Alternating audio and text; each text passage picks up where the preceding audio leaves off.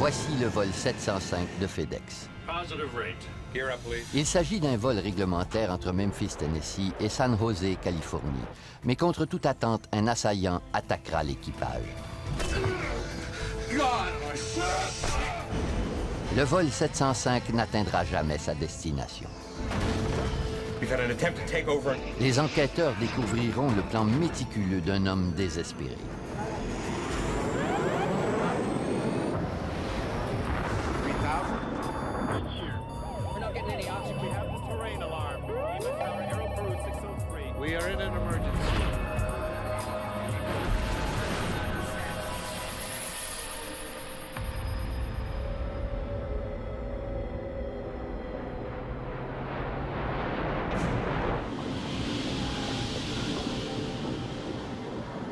Le 7 avril 1994, siège social de Federal Express à Memphis, au Tennessee.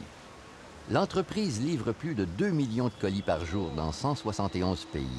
Les délais sont courts.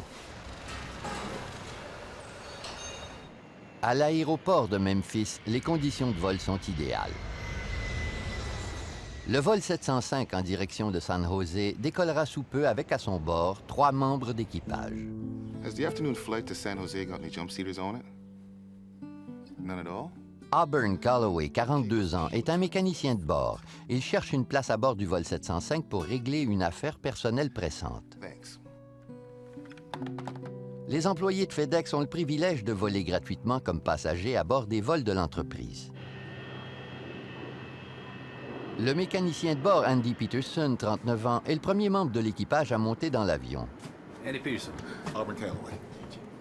La présence d'Auburn Calloway le surprend. Je croyais que l'on avait appelé un deuxième mécanicien de bord par erreur. Je lui ai demandé s'il venait à San Jose avec nous. Il m'a répondu que oui, mais comme passager. Andy Peterson, employé de FedEx depuis 5 ans, constate une anomalie en se préparant pour le vol. Le disjoncteur de l'enregistreur de conversation du poste de pilotage, le CVR, est en position éteint. Il le remet en place. Le CVR enregistre toutes les conversations à l'intérieur du poste de pilotage. Il joue un rôle important durant les enquêtes sur les catastrophes aériennes. Aucun avion commercial ne peut s'envoler sans cet enregistreur. Le disjoncteur sortait du panneau. Il n'était pas enfoncé. L'enregistreur de conversation ne fonctionnait donc pas. Jamais cela ne s'était produit auparavant, et j'ai trouvé ça bizarre. David Sanders, le pilote de 49 ans, et son copilote de 42 ans, James Tucker, se préparent à leur tour pour le départ. Auburn Calloway. You mind if I hop a ride with you guys, California? No, not at all. I don't see any problems today. Everything looks good. You play the guitar? I play at it. Il était très calme et il n'y avait rien d'anormal. J'ai aperçu un étui de guitare, mais j'ai rapidement gagné le poste de pilotage puisque nous avions encore beaucoup de préparatifs à effectuer. La situation n'a pourtant rien de normal. L'équipage ignore qu'Auburn Calloway et son équipe devaient initialement piloter ce vol. Mais la veille, ils ont dépassé d'1 minute leur limite d'heure de vol. On les a donc remplacés. Toutefois, Calloway tenait absolument à prendre le vol 705. I think she'll fly. All the nuts and bolts are in? En regagnant le poste de pilotage, j'ai constaté que le disjoncteur était ressorti.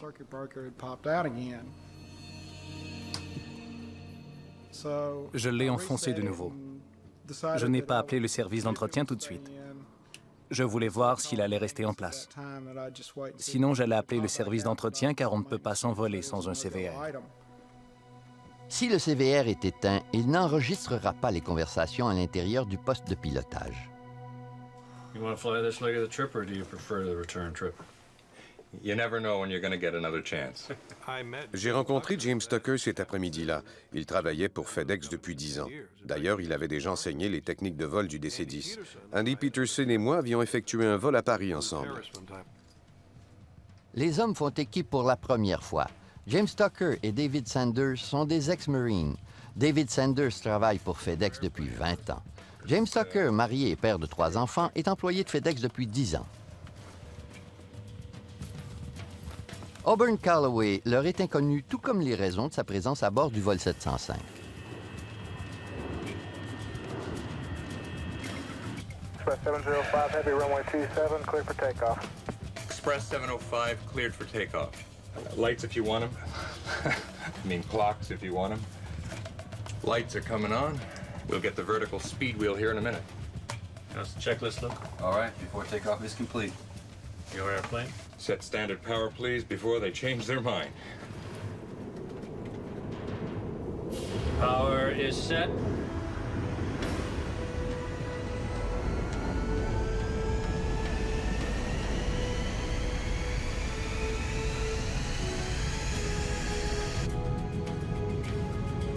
Knots. That checks? V1, rotate.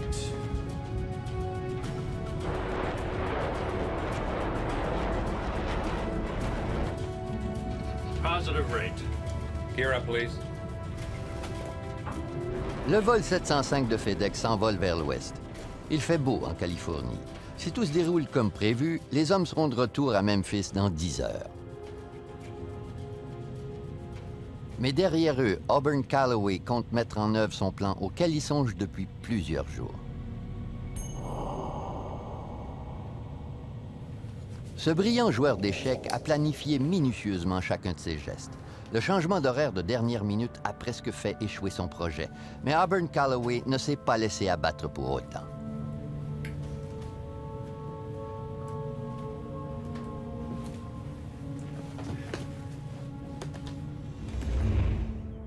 Ce matin-là, il a légèrement modifié son plan. Il doit faire réparer sa sacoche de vol. Il la remplace donc par un étui de guitare. En tant qu'employé, il risque peu de se faire fouiller et l'étui de guitare n'éveillera pas les soupçons.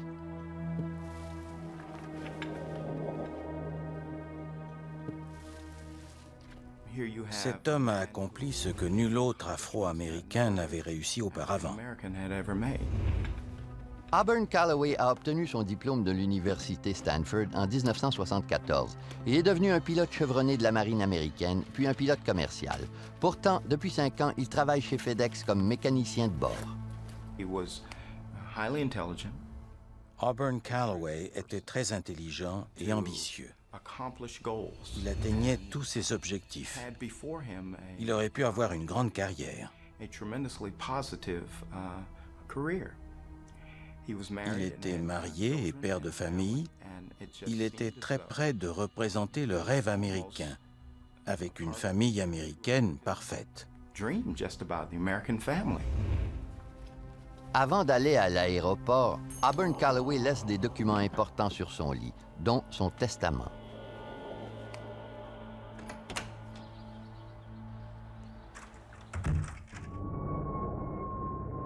Le vol 705 de FedEx a quitté Memphis il y a quelques minutes.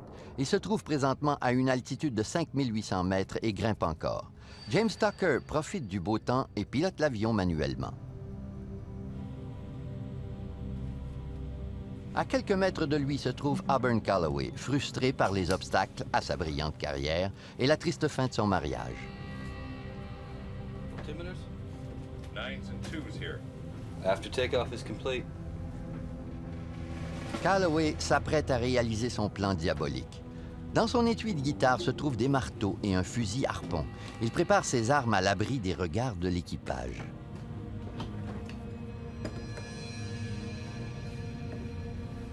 Il doit agir rapidement. Sa vitesse et sa force joueront un rôle important dans le succès de son plan. Calloway est un ex-pilote de la marine et un expert des arts martiaux, deux métiers qui exigent la vitesse et la force. Son plan initial était de neutraliser les 2 autres membres de son équipe, dont une femme. Cela aurait été beaucoup plus facile que d'affronter l'équipage du vol 705. No, I live in Fisherville. Fisherville. Great spot. La porte du poste de pilotage était ouverte. Auburn Calloway est entré en levant le bras. Je l'ai aperçu du coin de l'œil. Je croyais qu'il venait nous parler.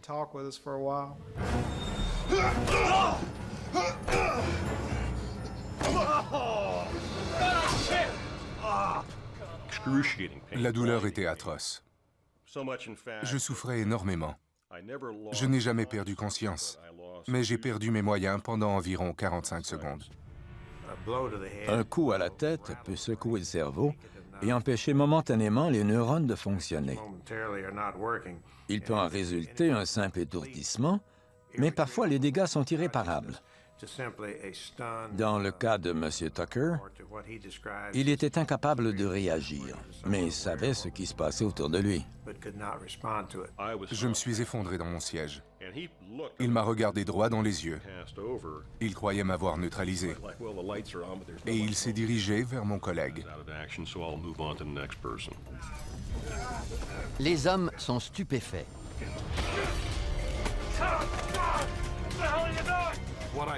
J'ai vu son visage, puis un objet qui se dirigeait vers moi.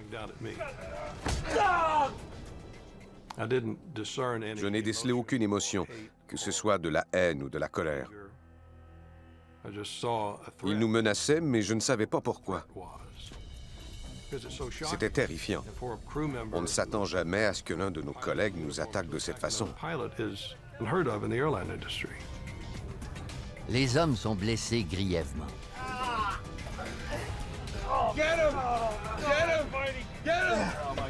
Calloway quitte le poste de pilotage. Malgré leurs blessures, Andy Peterson et James Tucker réagissent immédiatement. Mais Auburn Calloway n'a pas terminé. Son fusil harpon est une arme mortelle. Sit down! Sit down! Get back to your seats! This is a real gun, and I'll kill you! Mes oreilles bourdonnaient et je peinais à garder mon équilibre. J'ai vu le fusil harpon et j'ai tenté de lui enlever. J'ai mis la main sur le harpon. Celui-ci dépassait du fusil d'environ 10 cm. Je l'ai saisi et j'ai fait de mon mieux pour ne pas le lâcher. James Tucker surprend Calloway en tirant sur le manche. L'avion se met à grimper à un angle de 15 degrés. Cela suffit pour déséquilibrer Peterson et Calloway. Les deux hommes tombent dans l'office. Je détenais entre mes mains l'arme la plus puissante, les commandes de l'avion. James Tucker est non seulement un ex-pilote de la marine, mais un expert des avions de combat A4. Son expérience comme pilote de chasse jouera un rôle important au cours des prochaines minutes. J'ai réagi à la situation comme si elle nécessitait une manœuvre de combat. Dans les forces navales, j'ai appris à engager le combat avec le bogey, l'ennemi. Ceci nous permet de prévoir et de contrôler chacun de ses gestes pour ensuite le neutraliser. Mais le copilote ne fait que commencer. Il fait chavirer l'appareil en espérant désarmer Auburn Calloway. Les hommes sont projetés contre la paroi gauche de l'avion. Je savais que je devais effectuer une manœuvre brusque et soudaine pour le surprendre.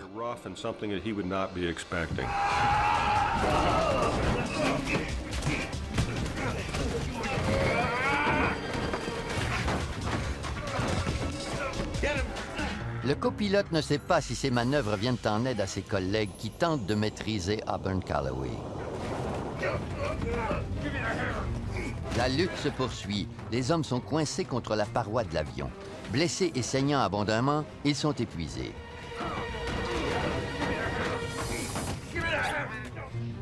Le copilote continue de renverser l'avion tout en gardant un contact visuel par la fenêtre du poste de pilotage.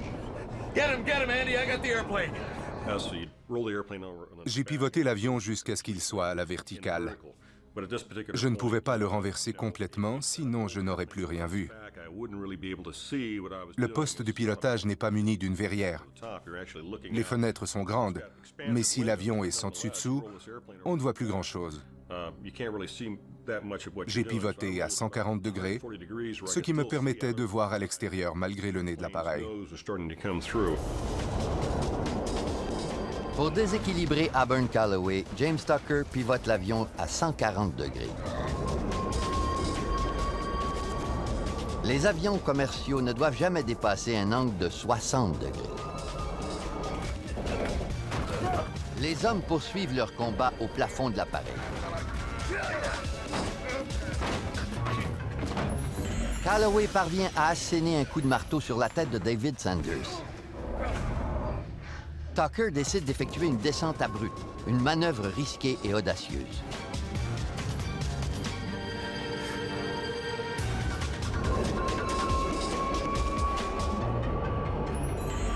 La force G projette les hommes le long du plafond jusqu'au rideau anti-fumée. L'avion vole à une vitesse fulgurante et il n'est pas conçu pour supporter les manœuvres exigeantes de James Tucker.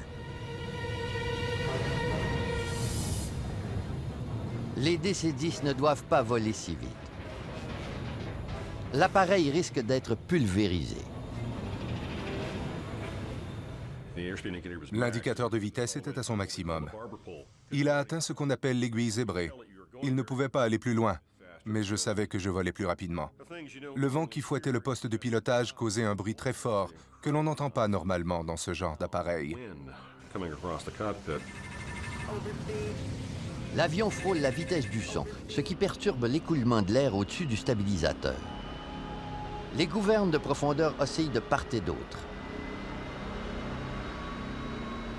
Si l'oscillation augmente, elle risque de devenir impossible à manœuvrer et l'avion s'écrasera au sol. Je devais redresser l'appareil pour l'empêcher de se désintégrer. Mais sa blessure à la tempe gauche paralyse le côté droit de son corps. Jusqu'à présent, la vitesse a joué un rôle important, mais James Tucker réalise enfin pourquoi l'avion vole si rapidement. Les manettes de poussée sont au pilote automatique depuis le décollage. Le DC-10 plonge vers le sol et ses moteurs tournent à fond.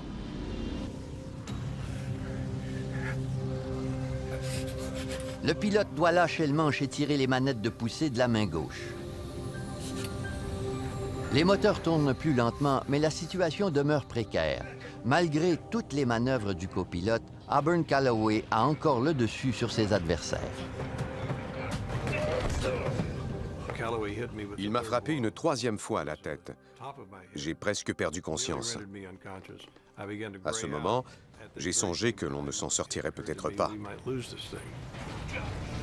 Tucker redresse l'appareil. L'oscillation des gouvernes augmente. Les panneaux de compensation, les contrepoids qui aident le pilote à manipuler les gouvernes, cèdent et froissent la tôle du stabilisateur. Si James Tucker tire le manche trop rapidement, la surface de la section arrière de l'appareil risque de céder.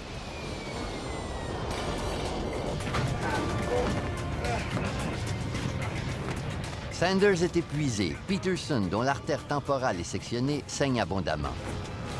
Malgré tout, il maîtrise leur assaillant. Lorsque James a redressé l'appareil, la force G s'est réduite considérablement. J'ai réussi à retirer le marteau de la main d'Auburn Calloway en tirant de toutes mes forces à deux mains. Sanders croit enfin avoir le dessus.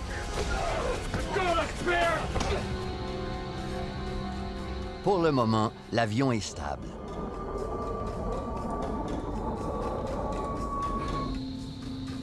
Une minute après l'attaque, James Tucker appelle pour la première fois le contrôle aérien de Memphis. Center emergency. Le contrôleur aérien Kent Fleshman et un stagiaire reçoivent l'appel de détresse de James Tucker. Aircraft with emergency, say again. Center. Aircraft with emergency, say again. Listen to me. It's Express 705. I've been wounded. We've had an attempted takeover and Aboard the airplane. Give me a vector, please. Back to Memphis at this time. Hurry. Express 705, fly heading 095 direct Memphis. 095. direct to Memphis. Get me an ambulance and alert the airport facility. Hey, Memphis, you still with me? Affirmative 705, descend and maintain 10,000. Kent Fleshman agit comme si l'assaillant avait une arme à feu. Au cas où un projectile endommagerait le fuselage, il ordonne au pilote de maintenir une altitude de moins de 3000 mètres pour éviter une décompression explosive. Les hommes se battent encore dans l'office. James Tucker se sert de nouveau de sa seule arme, l'avion. La manœuvre projette une fois de plus les hommes contre la paroi de l'appareil. Look, just keep talking to me. Okay? Express 705, affirmative. If you need an ambulance, stand by and we'll get that for you. Yeah, we need an ambulance, and we need armed intervention as well. Make sure and notify the SWAT team. He's asking for armed intervention. Puisque le pilote exige une intervention armée, Ken Fleshman sait que la situation est précaire. James Tucker demande que l'équipe tactique prenne l'avion d'assaut dès son atterrissage. Fleshman joint le contrôleur d'approche de Memphis. We have an emergency. Express 705. He's had an attempted takeover on the aircraft. He's had an attempted takeover? Okay.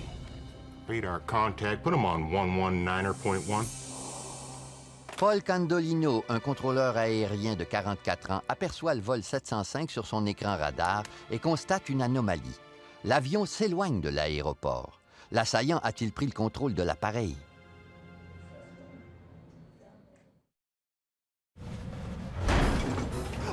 Un employé de FedEx vient d'attaquer ses collègues à bord du vol 705.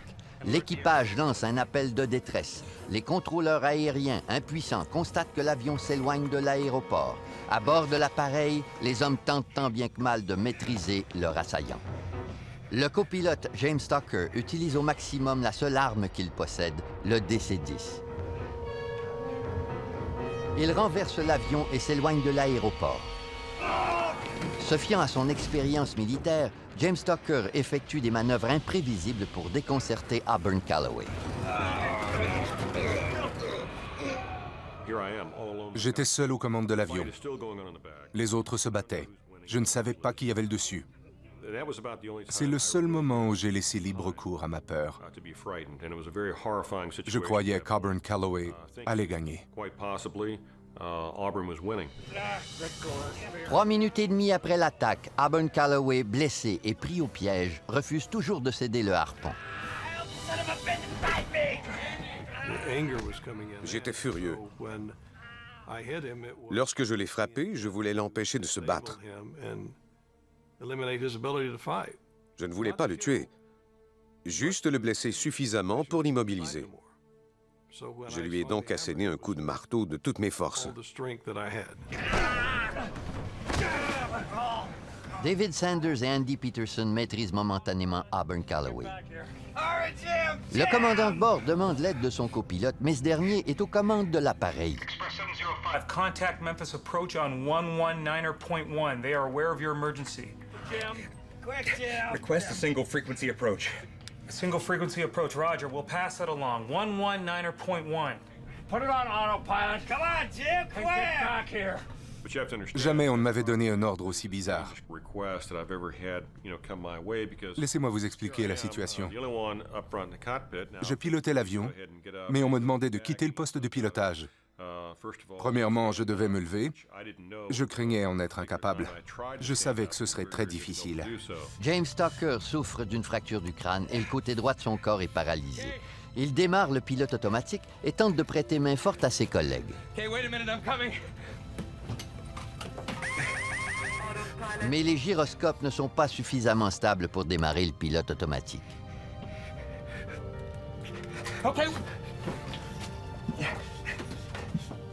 Plus personne ne pilote l'avion. 705 Heavy, how do you hear? Paul Candolino tente de joindre l'équipage du vol 705, mais personne ne répond. Selon l'écran radar, l'avion se dirige vers le nord, puis l'ouest et enfin vers le sud-ouest. Il s'éloigne de l'aéroport. Le silence se fait lourd. Que se passe-t-il à bord du DC-10?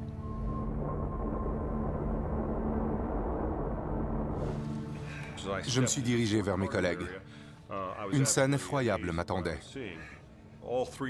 Tous les trois étaient couverts de sang. Auburn Calloway gisait par terre. Il y avait des papiers partout. Le siège du passager était déchiqueté. Il y avait des traces de pas ensanglantés au plafond. Les dégâts étaient considérables. Sanders désarme Calloway et remet le fusil harpon à Tucker. You move, I'll kill you. You keep him contained. I'm going to get the airplane. Go get the airplane. I'm going. Il décide que David Sanders, le commandant de bord, pilotera l'avion jusqu'à Memphis.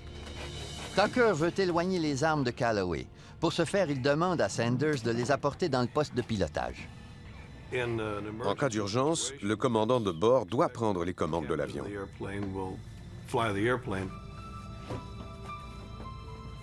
Mais j'étais en piteux état. Je ne savais même pas dans quelle direction on se dirigeait et j'ignorais la condition de l'appareil. Mais tout semblait normal. Ma tête saignait abondamment et je ne voyais plus rien de mon œil gauche. Je croyais que c'était terminé. J'avais frappé Auburn Calloway de toutes mes forces à 4 reprises avec un marteau. Il était immobile, il saignait. Je croyais qu'il était grièvement blessé. Tucker ne sent plus sa main sur le harpon. Ses blessures à la tête ont causé un caillot de sang au cerveau qui endommage son sens du toucher. Let me up! Let me up! I won't fight anymore! Please, I can't breathe! Malgré ses nombreuses blessures au crâne, Auburn Calloway est encore menaçant. James Tucker et Andy Peterson ne peuvent pas lui faire confiance, mais ils perdent rapidement leur force. David Sanders, en sécurité dans le poste de pilotage, doit atterrir le plus vite possible. Memphis, can you hear me? Is this Express 705 Heavy? 705 Heavy, yes. Express 705 Heavy, Memphis. Roger, I do hear you. You can proceed direct to Memphis if able. Expect runway 9er. The altimeter is 30.29er. You understand we're declaring an emergency. We need security to meet the airplane. We'll stop on the runway if we can. Le commandant Sanders a égaré ses lunettes et le sang lui bloque la vue. Il croit se diriger vers l'aéroport, mais c'est faux. L'avion se dirige vers le sud-ouest et s'éloigne de Memphis à plus de 550 km à l'heure. Roger. Express 705 Heavy, is the situation under control or is it still in progress? We appear to have it under control.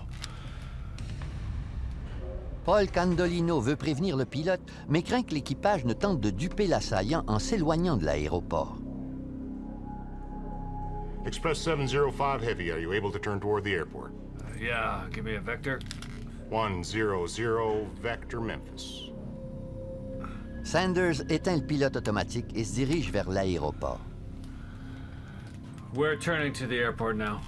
Pour le moment, l'équipage semble avoir maîtrisé la situation, mais le drame est loin d'être terminé.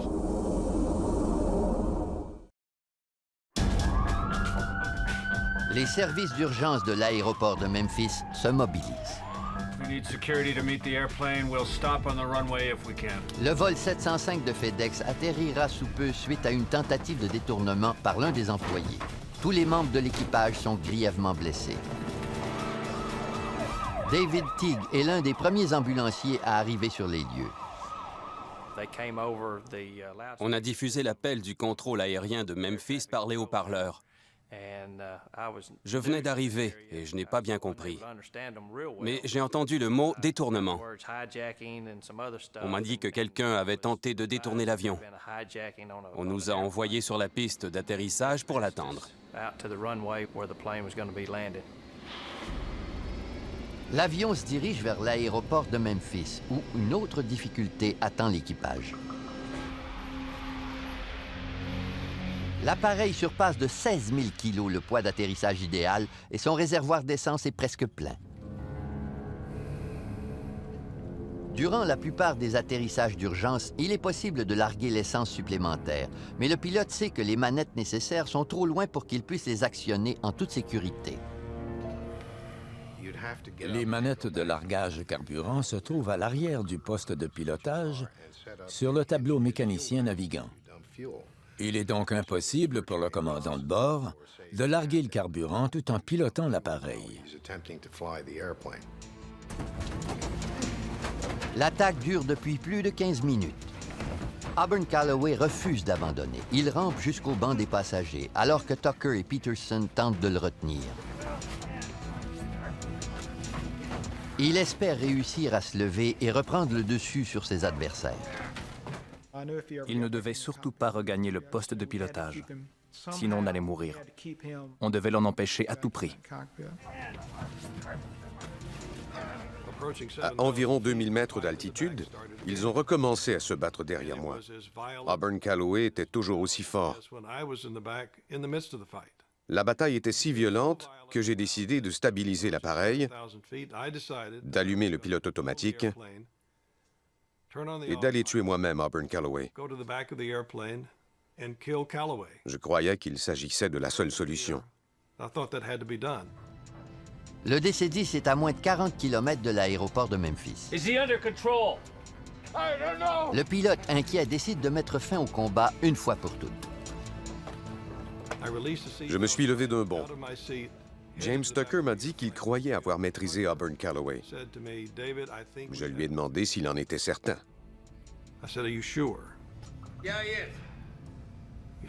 Il m'a dit qu'il croyait l'avoir maîtrisé. J'ai regagné le siège gauche du poste de pilotage pour continuer la descente vers l'aéroport. Express 705 Heavy, verify the situation is still under control? Yeah, it's sort of under control. The wind is 030 with 5, cleared to land runway 9er. Le pilote doit surmonter un nouveau problème.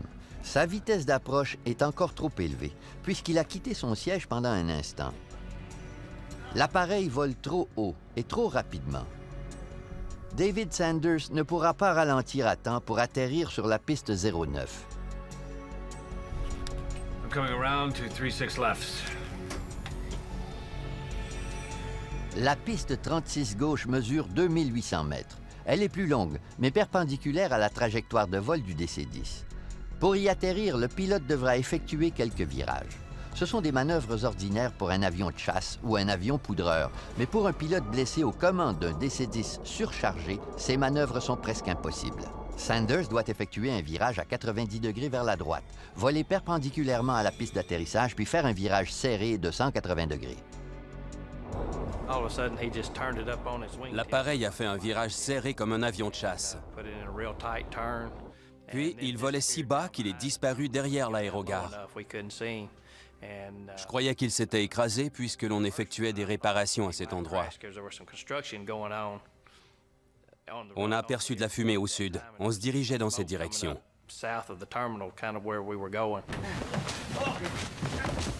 Un marteau gît sur le sol de l'office. Les hommes tentent de s'en emparer. Si Calloway y parvient, il prendra le dessus sur ses adversaires. David Sanders a effectué un virage de 90 degrés et suit une trajectoire parallèle à la piste 36. Le pilote déploie les volets hypersustentateurs et le train d'atterrissage, mais son approche est encore trop rapide. Les systèmes d'alarme informatisés le bombardent d'avertissements. La piste 36 mesure près d'1 kilomètre de plus que ce qui est normalement nécessaire à un DC-10 pour atterrir en toute sécurité. Mais le vol 705 est plus lourd que prévu. La piste risque d'être trop courte.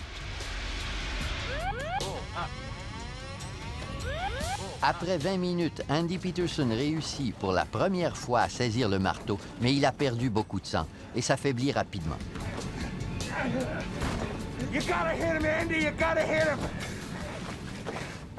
Je suppliais Andy de le frapper. Je lui ai dit qu'il devait le faire. Sinon, il allait nous tuer. Je l'ai regardé vaguement. Je ne savais pas de quoi il parlait. Il m'a regardé comme un père qui regarde son fils et m'a dit « Tu dois le frapper. »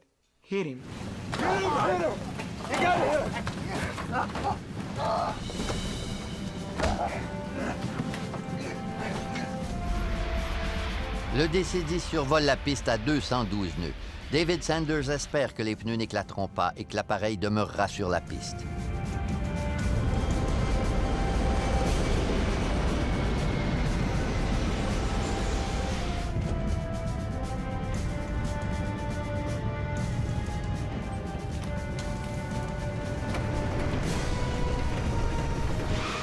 Les 10 pneus résistent à l'impact. Le commandant Sanders atterrit à 300 mètres du bout de la piste. L'équipage du vol 705 a enfin touché le sol, mais le danger les guette encore.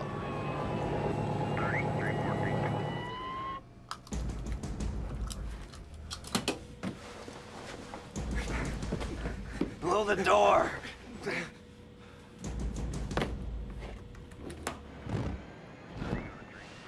La glissière d'évacuation est recouverte de talc pour faciliter son déploiement. Par contre, ceci la rend très glissante, ce qui a compliqué notre tâche. Les policiers et les pompiers ont tenté de grimper à bord. Un des pompiers a réussi. Je l'ai agrippé pour l'aider. Who's the bad guy? That's the attacker. Le plancher, le plafond et les sièges étaient maculés de sang. You got any handcuffs? If not, you better get some, because that son of a bitch is still dangerous. I need handcuffs. Can you throw me some handcuffs?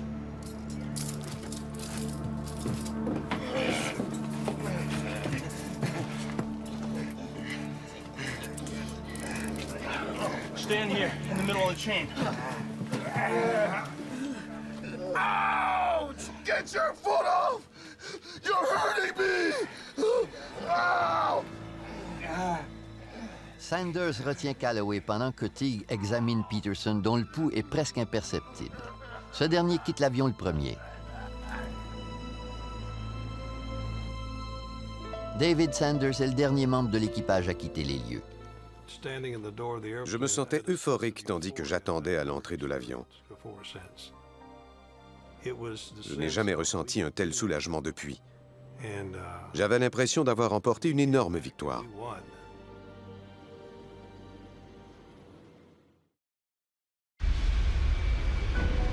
Grâce au courage de son équipage, un DC-10 de FedEx a atterri à Memphis en toute sécurité. Les 3 hommes ont survécu à l'attaque d'un collègue de travail, mais ils sont grièvement blessés. Le cerveau de James Tucker, le copilote, contient des fragments d'os. Andy Peterson, le mécanicien de bord, saigne abondamment et sa vie ne tient qu'à un fil. Ils sont dans un état critique. On les emmène immédiatement au centre hospitalier régional de Memphis. David Sanders, le pilote, partage une ambulance avec James Tucker. Ce n'est qu'à ce moment qu'il réalise la sévérité des blessures de son copilote.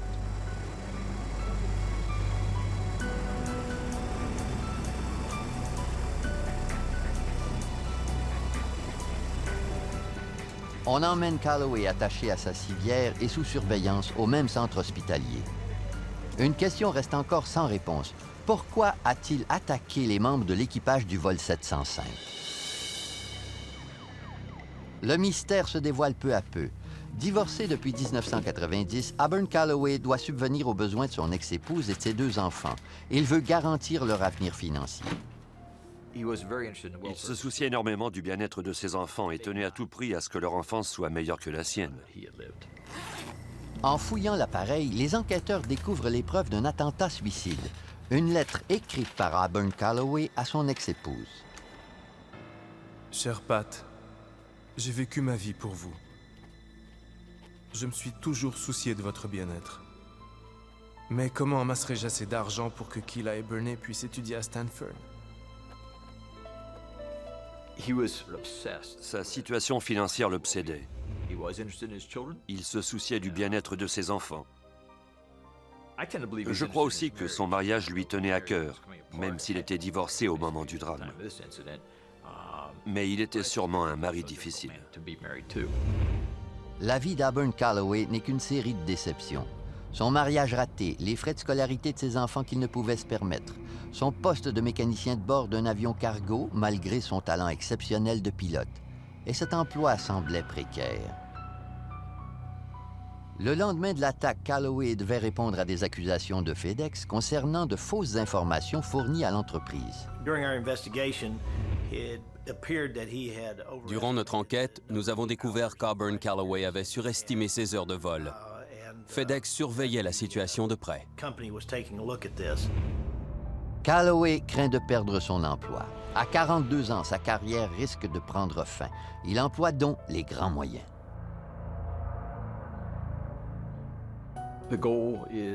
Il voulait assurer le bien-être financier de ses enfants et échapper à la douleur qu'il ressentait.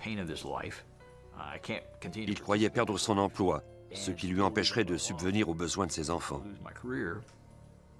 Mais il savait que s'il perdait la vie accidentellement, sa famille en bénéficierait financièrement.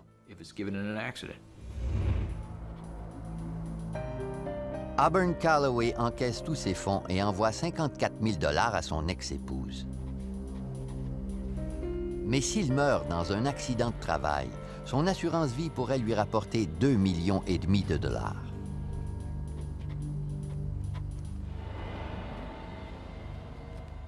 J'aimerais mieux choisir le moment et le lieu de ma mort. Il y a quelque temps, j'ai décidé de mettre fin à mes jours si mon avenir ou ma carrière était menacé. Le temps est venu.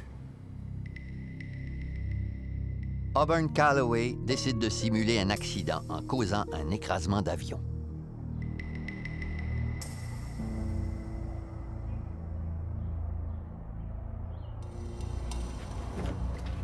Les enquêteurs ont découvert une sinistre machination. Auburn Calloway, employé chez FedEx, a attaqué ses collègues de travail en plein vol. Il tentait sans doute de causer un écrasement afin que ses enfants bénéficient d'une indemnité d'assurance. Mais l'argent de l'assurance vie ne peut être versé que si Auburn Calloway meurt accidentellement. C'est probablement pour cette raison qu'il a choisi de s'armer de marteau et d'un fusil harpon plutôt que d'une bombe ou d'une arme à feu. On n'aurait jamais décelé la différence entre les blessures causées par un marteau et celles subies pendant un écrasement d'avion. Durant la semaine précédant le drame, Auburn Calloway a préparé sa mort en mettant ses affaires en ordre. Calloway a pris la peine de changer son testament avec l'aide d'un avocat. Il a laissé son testament sur son lit où il était facile de le trouver. Mais pour effacer toute trace des circonstances d'un écrasement d'avion, on doit éteindre l'enregistreur de conversation de poste de pilotage ou le CVR. I think she'll fly. As long as all the nuts and bolts are there. Yeah.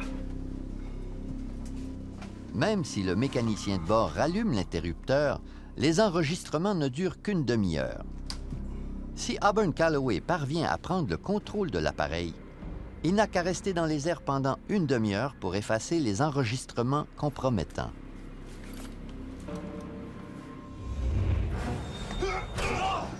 Le vol 705 a duré une demi-heure, mais son impact sur l'équipage se fait toujours sentir. On l'a accusé de tentative de piraterie aérienne. Il risquait d'encourir une peine d'emprisonnement allant de 20 ans à la prison à perpétuité. Le jury rejette le plaidoyer d'aliénation mentale d'Auburn Calloway et le 11 août 1995 le condamne à la prison à vie. Il purgera sa peine dans un pénitencier fédéral sans possibilité de libération conditionnelle. Les membres de l'équipage du vol 705 sont de véritables héros. Malgré leurs graves blessures, ils ont mis fin au plan sordide d'Auburn Calloway. Voici un modèle de ma voûte crânienne. Auburn Calloway m'a frappé sur l'os pariétal gauche. Pendant 1 an et demi, mon crâne était percé comme ça. Il m'a fallu 2 ans et demi pour guérir complètement. J'ai dû réapprendre à marcher, à parler et à mâcher. J'ai subi 3 interventions chirurgicales majeures. Je l'ai opéré 3 fois après l'accident et je l'ai suivi tout au long de sa réhabilitation. Les médecins ont fabriqué une pièce pour combler le trou. Cette pièce correspondait parfaitement à la forme et à l'épaisseur de mon crâne. Il s'agit d'acrylique que l'on insère lors d'une chirurgie pour remplacer les tissus durs. Le 26 mai 1994, les membres de l'équipage du vol 705 méritent la médaille d'or de l'Association internationale des pilotes de ligne pour leur bravoure. Il s'agit de la plus grande récompense accordée à un pilote civil, mais les séquelles de leurs blessures les empêchent de reprendre leur poste à bord d'un appareil commercial. Je croyais pouvoir surmonter cette épreuve. Mais je dois prendre des médicaments pour prévenir les convulsions. Il est interdit pour un pilote de consommer des médicaments. Puisque je devrais prendre ces médicaments pour le reste de mes jours, je ne pourrai plus jamais piloter un avion.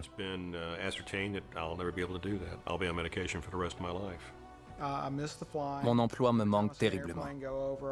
Chaque fois que je vois un avion, je me demande où il se dirige. Je m'ennuie. Mais je suis heureux d'avoir survécu et de me retrouver avec ma famille.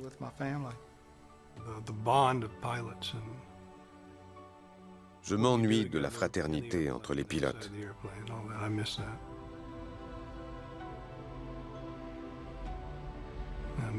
Elle me manque énormément.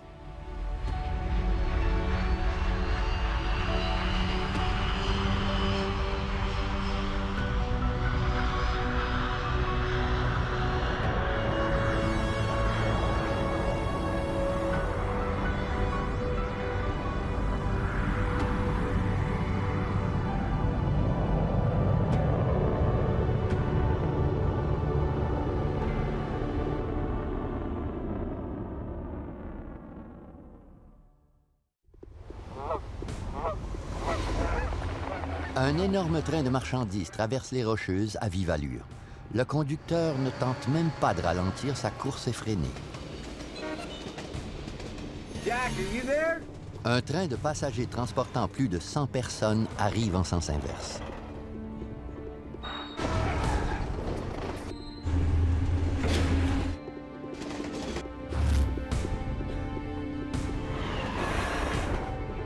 Oh my God.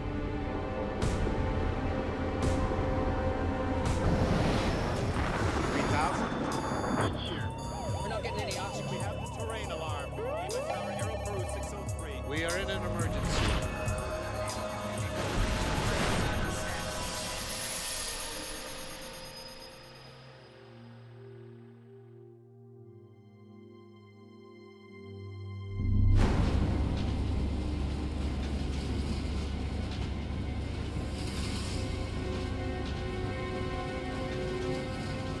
Le 8 février 1986, l'aurore boréale illumine la ville d'Edson en Alberta.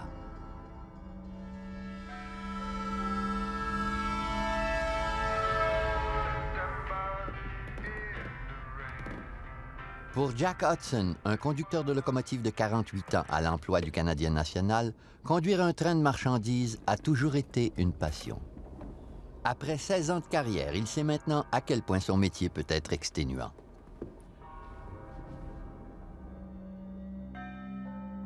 Puisque les trains de marchandises canadiens parcourent d'énormes distances, jusqu'à 12 équipes locales peuvent participer à un seul voyage. Jack Hudson fait continuellement l'aller-retour sur la portion de la voie ferrée qui relie Jasper, sa ville natale, à Edson, plus à l'est. À 22h50 hier soir, il est descendu du train en provenance de Jasper et a passé la nuit dans ce pavillon dortoir du CN à Edson. Il n'a dormi que 3h30. Il est prêt pour le retour à Jasper.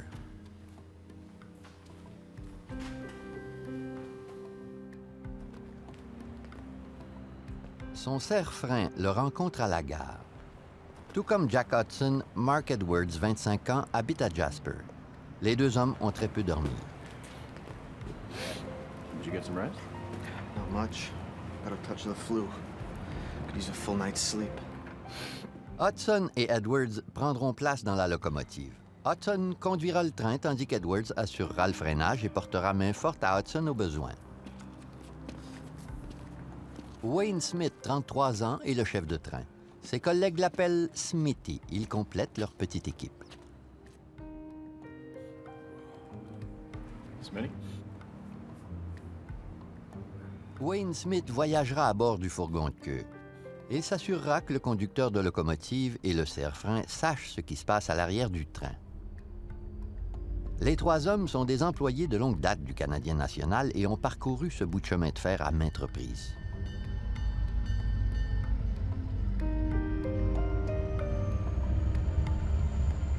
Le train numéro 413 est énorme, soit un peu moins de 2 km de longueur.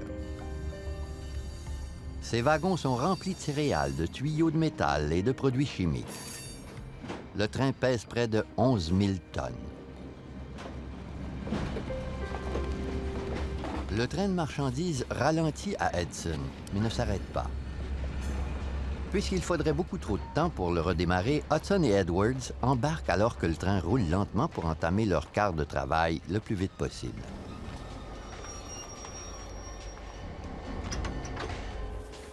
Selon le Code de conduite du Canadien national, cette pratique enfreint les règlements, mais elle est tout de même courante chez les employés de chemin de fer.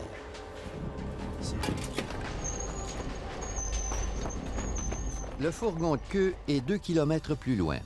Wayne Smith en profite pour examiner la cargaison et noter toute irrégularité sur les wagons ou leur chargement. All set, Jack. Clear signal leaving Edson. Clear signal leaving Edson. Wayne Smith doit rester en contact avec le reste de son équipe et s'assurer qu'elle obéit aux signaux le long de la voie ferrée.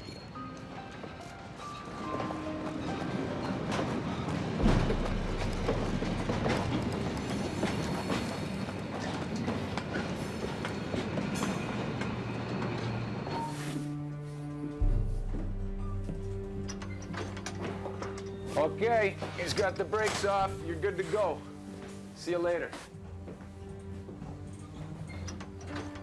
À 6h40, Jack Hudson accélère. Les moteurs diesel de 8000 chevaux-vapeur tournent à fond. Le train se dirige vers l'ouest, vers Jasper. Les hommes retournent chez eux. Pendant que le train numéro 413 se dirige vers l'ouest, un autre train, 164 km plus loin, se dirige vers l'est. Le train de passagers supercontinental numéro 4 de Via Rail Canada est en route vers Edmonton. Plus de 100 passagers admirent le magnifique paysage des Rocheuses.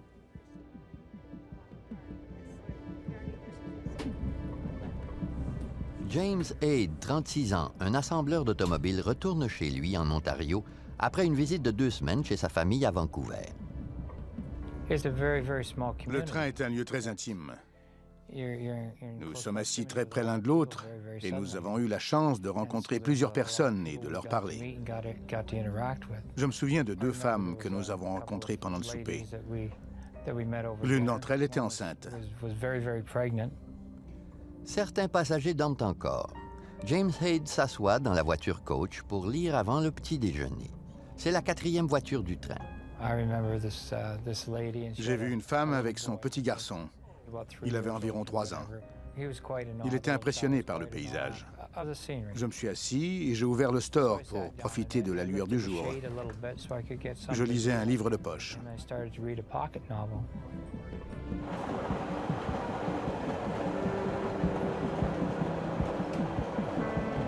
Herbert Timpey, 61 ans, est l'agent de train et se trouve dans une voiture à l'arrière.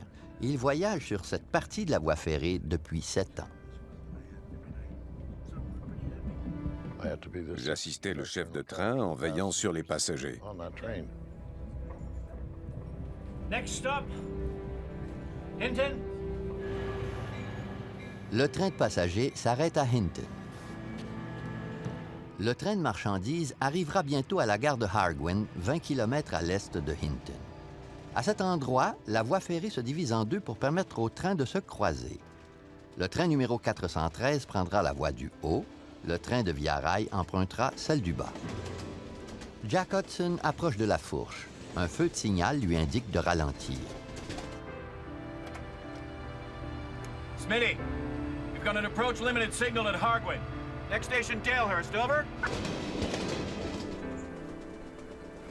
Head end to 413, approach limited at Hargwin. Next station, Dalehurst, out. Ces mots seront les derniers que s'échangeront Jack Hudson et Wayne Smith. Le régulateur à Edmonton aiguille le train de marchandises. Le train numéro 413 s'engage sur la voie du haut.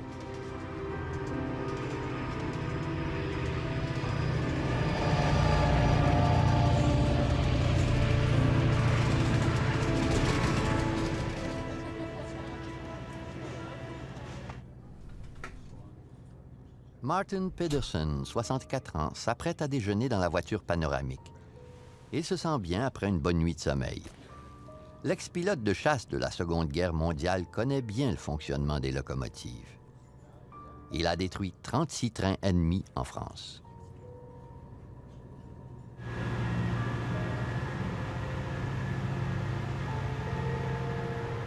La veille, il a partagé ses histoires de guerre avec un autre ancien combattant à bord, Kenneth Cottle, 61 ans, un ex-soldat de la marine britannique.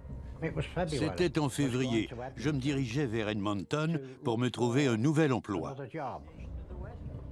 Tout comme Pedersen, Cottle s'est battu derrière les lignes ennemies pendant la Seconde Guerre mondiale. Les deux hommes sont des survivants. On était très confortable. Il y avait peu de passagers à bord. Le soleil venait de se lever. Je voulais aller dans la voiture panoramique pour admirer le paysage. C'était peut-être notre dernière chance de le faire. Après tout, nous traversions les Rocheuses. 115 personnes sont à bord, mais le train n'arrivera jamais à Edmonton. La quiétude qui règne sera éphémère. Ils ne le savent pas encore, mais les passagers et l'équipage verront bientôt la mort en face. Ce qui se passera dans la locomotive deviendra l'un des plus grands mystères de l'histoire ferroviaire canadienne. Les trains de marchandises et de passagers empruntent souvent les mêmes voies ferrées. Ces voies se divisent en deux pour de courtes périodes afin de laisser les trains se croiser en sécurité. Aujourd'hui, le train 413 longe la voie du haut. Les feux de signal lui indiquent de ralentir puis de s'arrêter. Le feu deviendra vert lorsque le train de passagers l'aura croisé sur la voie inférieure. Suite à son passage, le train du CN reprendra la voie principale. Mais le train 413 ne ralentit pas. Il descend une côte et passe les signaux d'avertissement. S'il ne s'arrête pas bientôt, il regagnera la voie principale à toute vitesse et percutera le train de passagers.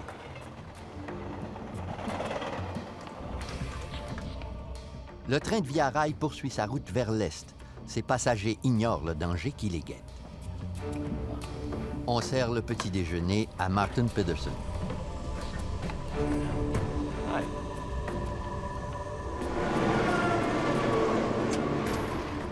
Le train de marchandises passe les signaux en trombe et ignore les 3 lumières rouges lui ordonnant de s'arrêter.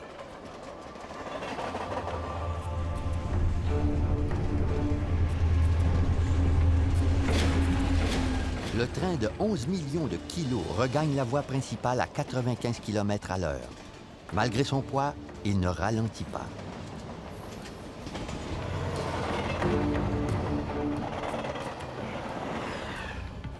Herbert Tempe fait une petite pause. Kenneth Cottle voit très bien la voie ferrée devant lui. Je parlais à un Anglais. Je faisais face à l'avant du train et je voyais très bien la voie ferrée au-dessus de son épaule. J'ai vu une lumière clignotante au loin. Je ne savais pas comment la voie était aménagée. Je croyais qu'il s'agissait d'un autre train qui longeait une voie parallèle.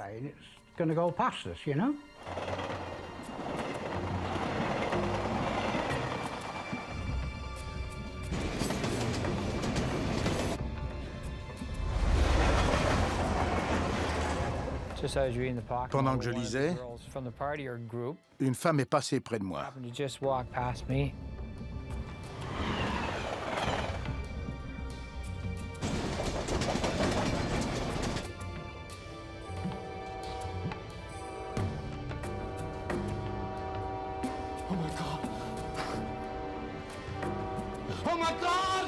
Puis, boum.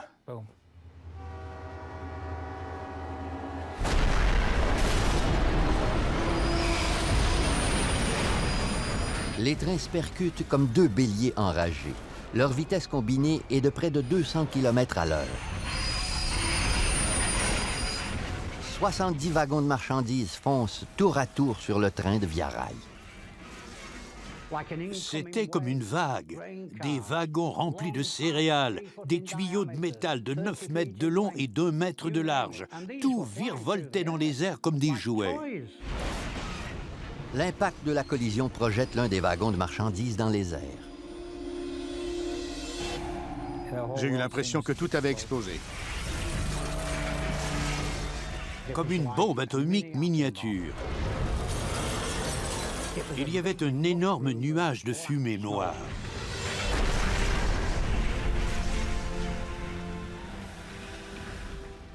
Puis, tout est devenu noir. L'épaisse fumée nous empêchait de respirer.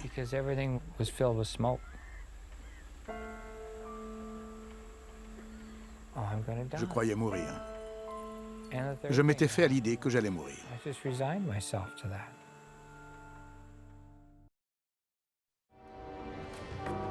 Oh my God! Puis, boum. Dans l'Ouest canadien, un train de passagers a percuté de plein fouet un train de marchandises. La fumée envahit les voitures. Les passagers blessés sont coincés à l'intérieur. Herbert Tempe est l'agent de train de Via Rail. J'ai travaillé dans le domaine pendant 37 ans.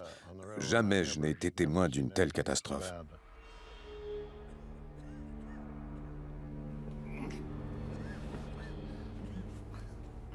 Les wagons de marchandises se sont arrêtés devant la voiture panoramique.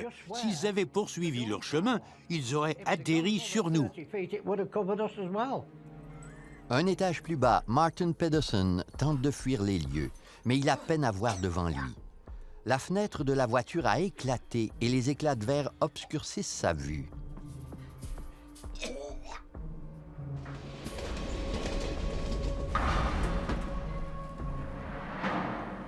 Près de 2 kilomètres plus loin, le fourgon de queue du train numéro 413 s'arrête enfin. Wayne Smith, le chef de train, aperçoit d'énormes flammes au loin, mais ignore encore l'ampleur de la catastrophe. Front end 413. I think we're in the bush or we're derailed. There is a big explosion up here, and we have chemicals on the train, so stay away from it. Stay away from the dangerous goods. Mais ses collègues gardent le silence. Entre-temps, la fumée s'épaissit et les passagers tentent de s'évader des décombres. Pendant la guerre, j'ai appris à survivre en me fiant à mon instinct. La fenêtre à l'arrière de la voiture panoramique était fissurée. J'ai sauté sur le banc pour la fracasser avec ma tête. Puis j'ai dit aux autres de me suivre.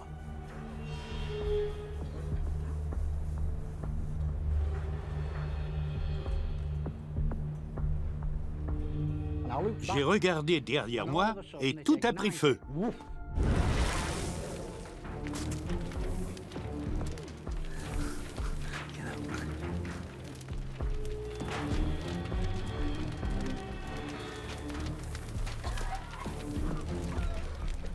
Un étage plus bas, Martin Pedersen réussit à fuir. D'autres passagers sont moins chanceux. Certains d'entre eux, comme James Haid, sont coincés dans l'incendie. Le toit s'est effondré. J'avais perdu mes lunettes. Je ne voyais rien et j'avais peine à respirer. Le porteur, qui se trouvait derrière le bar, a réussi à se frayer un chemin jusqu'à l'extérieur. Je l'ai suivi.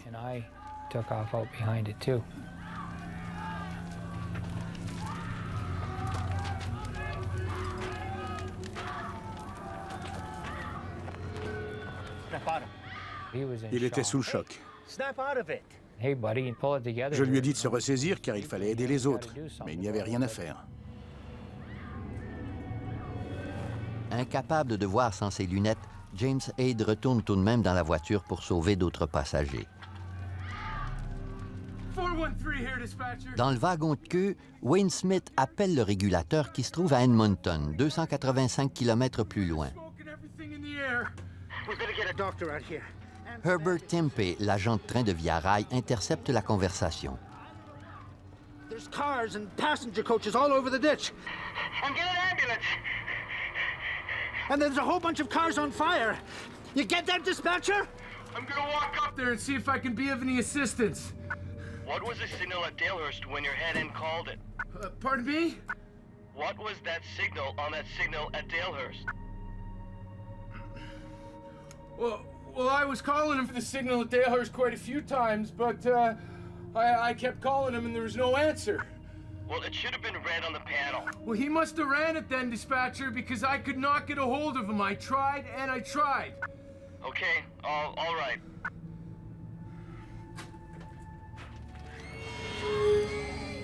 Entre-temps, James Aid tente de sauver le plus de passagers possible. Are you okay? I'm gonna help you. Il entend les cris des passagers coincés dans les flammes. I can hear the women La veille, that I had j'avais mangé avec une dinner femme. with the night before screaming. Je l'entendais crier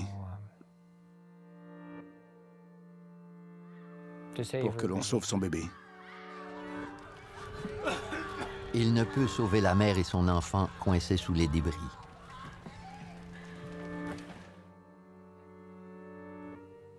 That was, C'était pénible. Les gens coincés dans les voitures hurlaient. Je n'avais jamais entendu de tels cris. Un homme est retourné dans la voiture pour sauver son épouse coincée dans les flammes. Il est mort à ses côtés.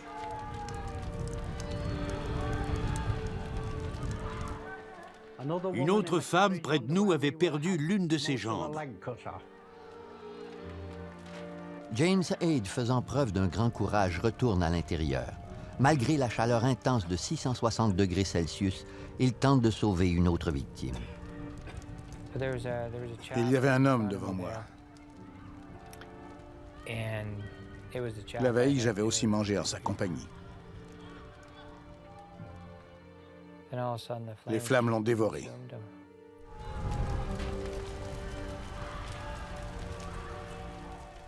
Il a levé la tête.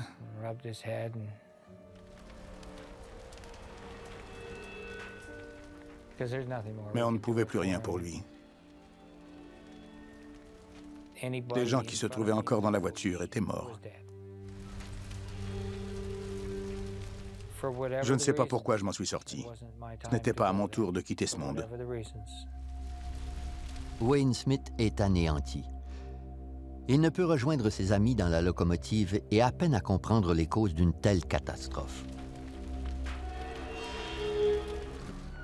Mark Linnell, policier de la Gendarmerie royale du Canada, est l'un des premiers secouristes sur les lieux. On m'avait parlé d'un déraillement et non d'une collision. J'étais étonné. Le sergent de la GRC était estomaqué. Il était muet. Il n'avait jamais vu une scène aussi catastrophique. Il s'agit d'un véritable désastre. Les photos prises sur les lieux démontrent l'ampleur de la destruction.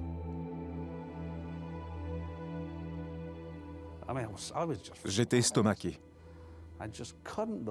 Je n'en revenais pas. Je n'en croyais pas mes yeux.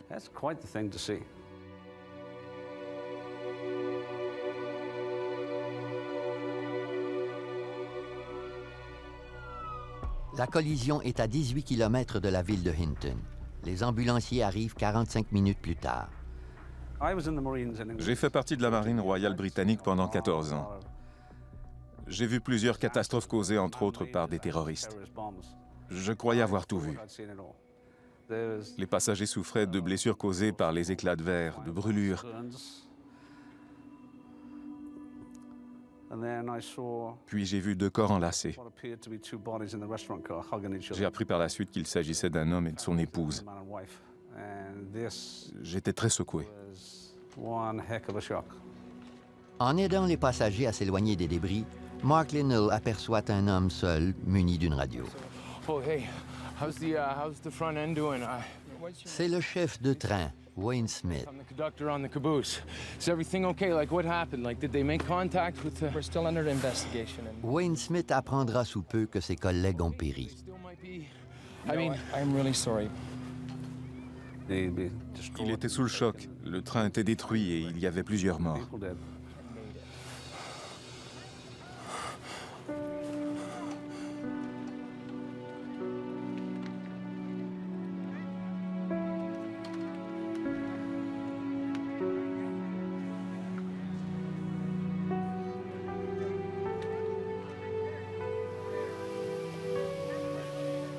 L'accident de Hinton est la pire tragédie ferroviaire à survenir au Canada depuis 1950.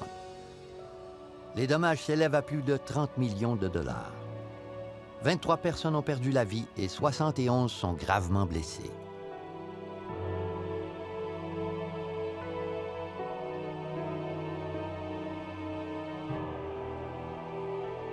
Wayne Smith est le seul survivant du train du CN, le seul qui sait peut-être comment le train de marchandises de 11 000 tonnes a pu percuter le train de passagers.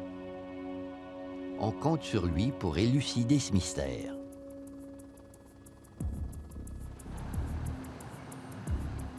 Deux jours après la catastrophe, le gouvernement albertain lance une commission d'enquête menée par le juge René Foisy de la Cour d'appel de l'Alberta.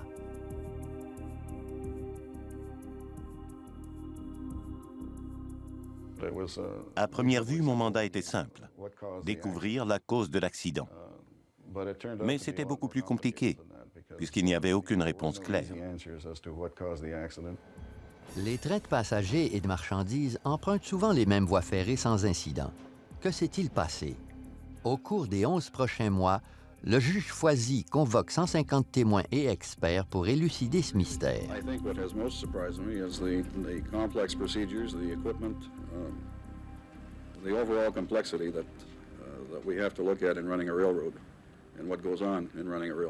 Pendant que Wayne Smith se remet de l'accident, le juge Foisy se met au travail. Il analyse tout d'abord le fonctionnement des signaux. S'ils ne fonctionnaient pas, l'équipe du train de marchandises n'aurait jamais su qu'elle devait s'arrêter.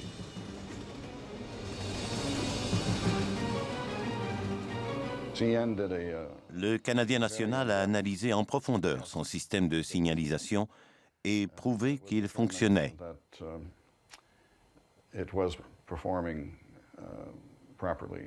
Nous avons engagé des experts indépendants pour effectuer ces tests. Suite à l'accident, les commandes des feux de signal sont restées en place. Eugene Couch, un ingénieur électricien, a le mandat de les analyser. Un problème dans le système aurait pu faire passer le feu au vert, avisant le train de poursuivre son chemin. Un défaut électrique n'aurait pas fait s'allumer le feu vert. S'il y avait eu un défaut dans le système, tous les signaux seraient devenus rouges, ce qui aurait forcé les deux trains à s'arrêter.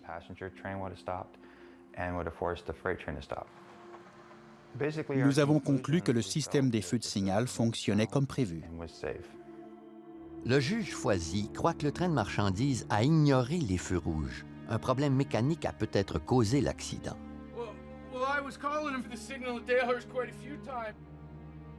Suite à l'accident, le chef de train Wayne Smith déclare à la GRC que sa radio fonctionnait mal ce matin-là. Jack Hudson et Mark Edwards n'ont peut-être jamais pu avertir Wayne Smith d'un problème mécanique. La commission d'enquête analyse les radios portatives des trois hommes. On a analysé la radio du train de marchandises. Celle-ci répondait à nos exigences. Malgré tout, un autre problème est possible. Plusieurs employés du CN prétendent qu'il existe des zones mortes le long du réseau ferroviaire où les communications radio sont impossibles.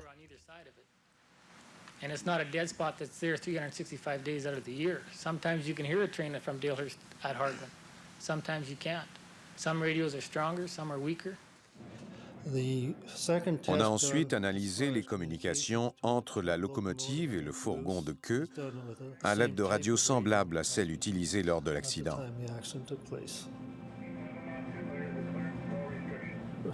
On a conclu que les radios fonctionnaient de manière satisfaisante. L'épreuve était concluante. Il n'y avait pas de zone morte à cet endroit.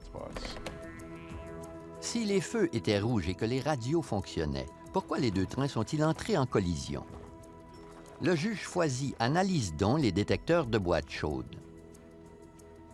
Situés près des rails, les détecteurs surveillent la température des roues et des essieux et enregistrent la vitesse des trains lors de leur passage. Les données des détecteurs de boîtes chaudes sont étonnantes.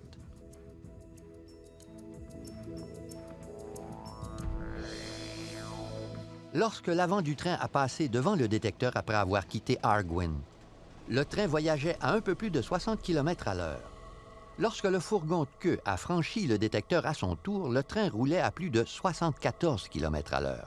Malgré les feux lui indiquant de ralentir, le train accélérait. On a déterminé que sur les 8 derniers kilomètres, le train roulait entre 95 et 98 km à l'heure.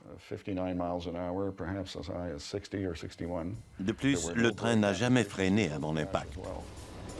L'équipage roulait trop vite et a ignoré tous les feux lui indiquant de ralentir. Il n'a jamais freiné. Selon toute indication, personne ne maîtrisait le train. On ne comprend pas pourquoi personne n'a freiné.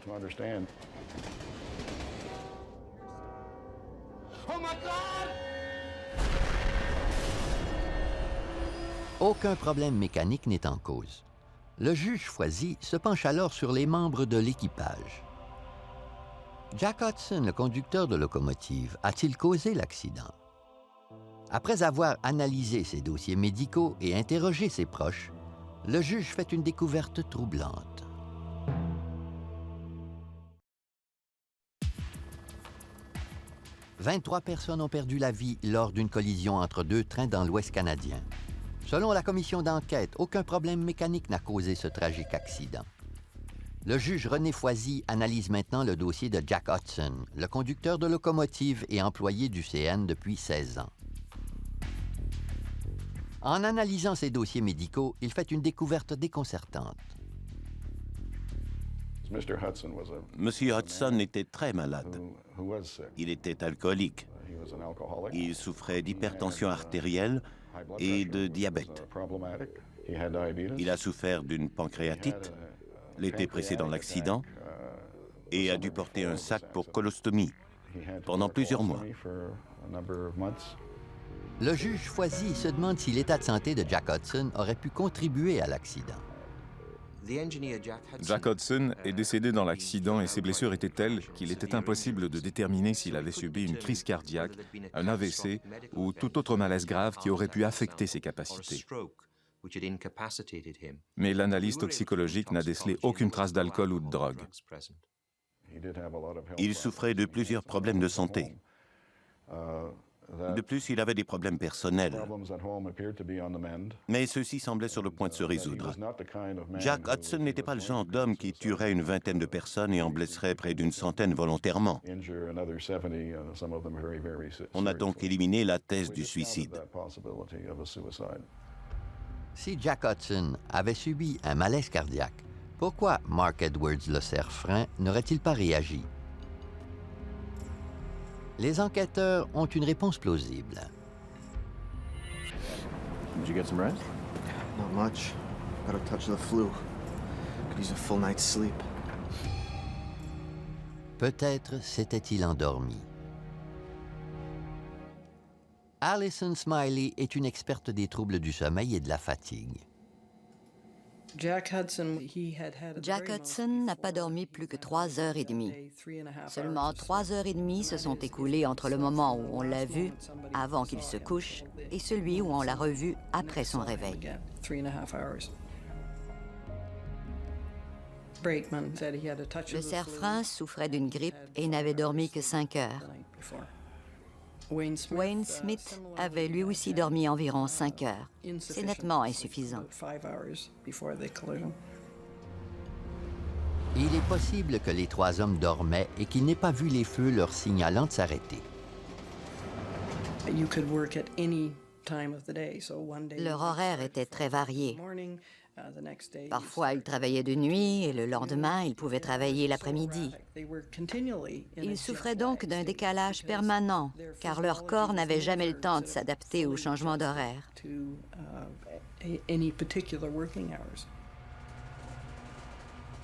Puisque les employés voyagent longtemps et parcourent le même trajet continuellement, il est difficile de rester éveillé. Le mouvement du train et la monotonie des rails ont un effet très soporifique. Peu importe la motivation des employés, ils risquent fort de s'endormir.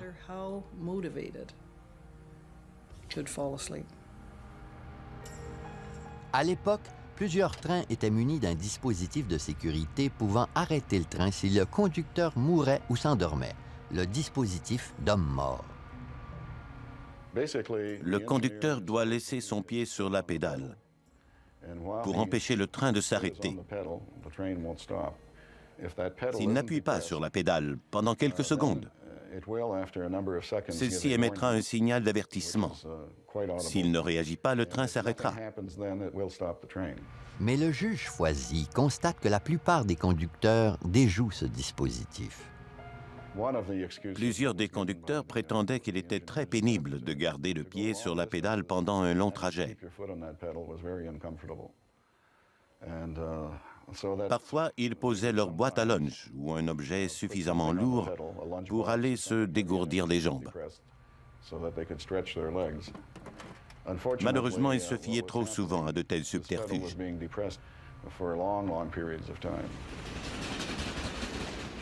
Même si Jack Hudson et Mark Edwards s'étaient endormis dans la locomotive tout en déjouant la pédale, Wayne Smith, assis dans le fourgon arrière, aurait pu prévenir la catastrophe.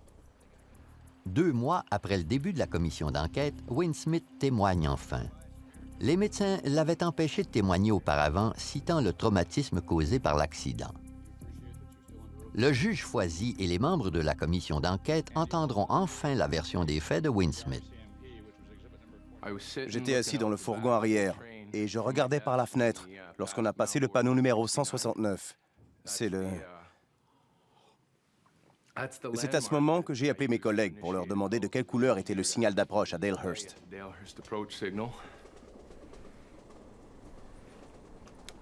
Head end to 413. What indication do you have at the Dalehurst approach signal 1703 over? Jack Hudson et Mark Edwards devaient répondre pour indiquer à Smith qu'il devait ralentir.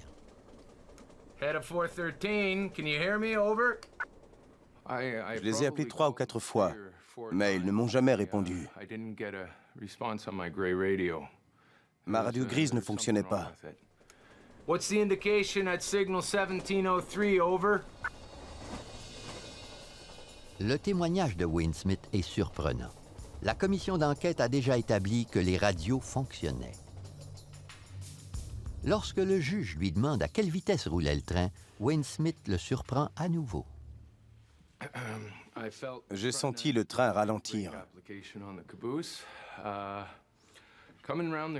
Je crois qu'on a effectué le virage à moins de 80 km/h. Mais selon les détecteurs de boîte chaude, le train roulait à 96 km/h et il n'a jamais freiné. J'ai tenté de les appeler avec la radio rouge.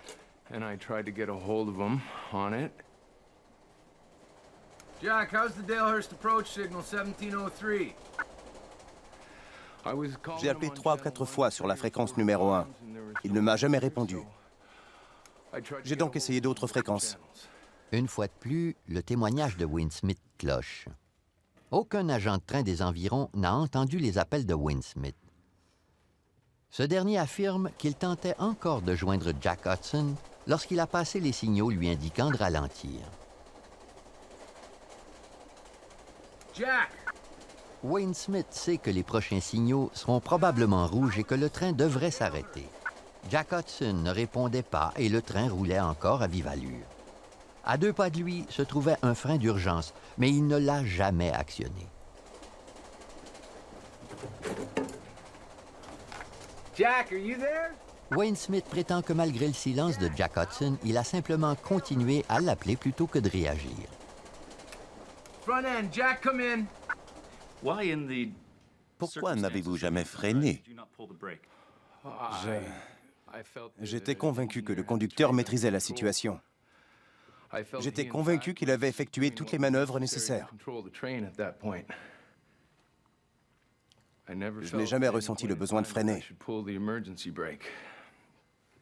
À ce moment, je croyais que tout allait bien. Vous savez très bien que lorsque la radio ne fonctionne pas, c'est votre devoir d'obéir au feu de signalisation. J'aurais freiné en dernier recours. Il n'a jamais freiné puisqu'il n'en ressentait pas le besoin.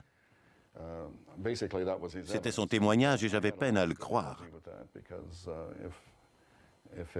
À quel moment aurait-il réagi à la situation?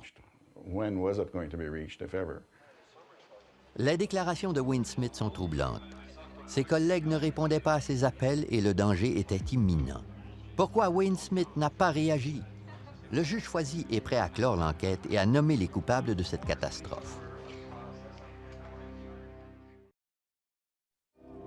La commission d'enquête sur une des pires catastrophes ferroviaires du Canada est terminée.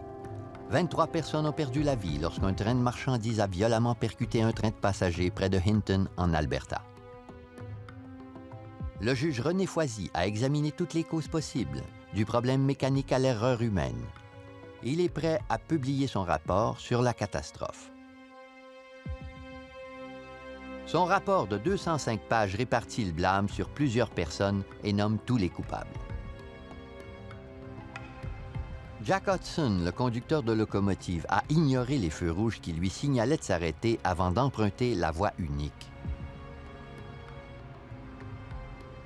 Si Hudson était incapable d'accomplir ses tâches, le serre-frein aurait omis d'intervenir et aurait aussi ignoré les feux lui signalant de s'arrêter.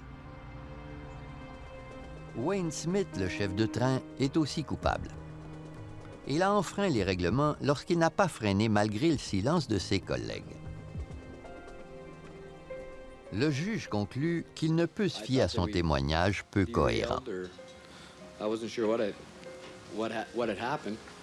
And I went to my back desk. I jumped on from the cupola and ran for. It seemed like we were just keeping going. There was no immediate stopping. The caboose kept sliding. Le juge Foisy souligne que tout comme Jack Hudson et Mark Edwards, Wayne Smith était épuisé ce matin-là. I just wanted to get home, actually, at the time. Mais selon Foisy, l'équipage du train n'est pas le seul coupable. Selon son rapport, Jack Hudson aurait pu souffrir d'une crise cardiaque ou d'un AVC avant l'accident. Mais le Canadien national connaissait ses antécédents médicaux.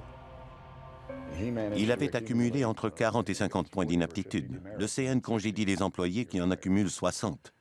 Lorsqu'il a atteint ce niveau, il a commis d'autres infractions pour lesquelles il n'a jamais été puni. Le juge Foisy souligne que les employés ignorent souvent les règlements. Ils déjouent régulièrement le dispositif d'homme mort et montent à bord des trains sans que ceux-ci ne s'arrêtent. On a conclu que la gestion du Canadien national faisait preuve de complaisance et de laxisme.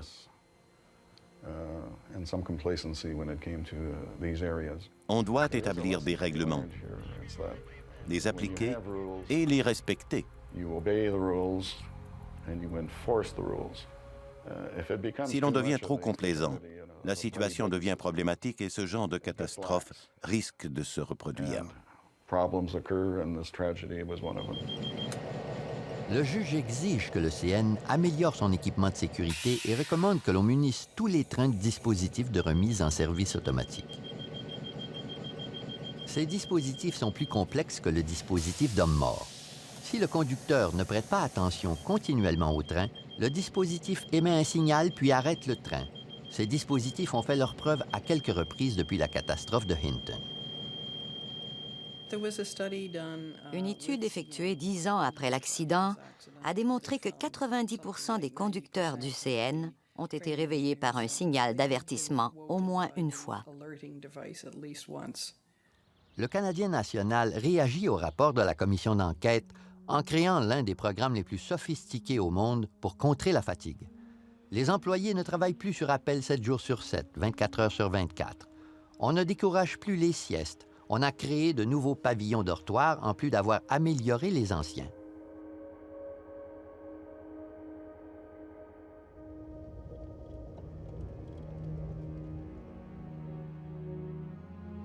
Mais pour les victimes de la catastrophe de Hinton, ces changements apportent peu de consolation.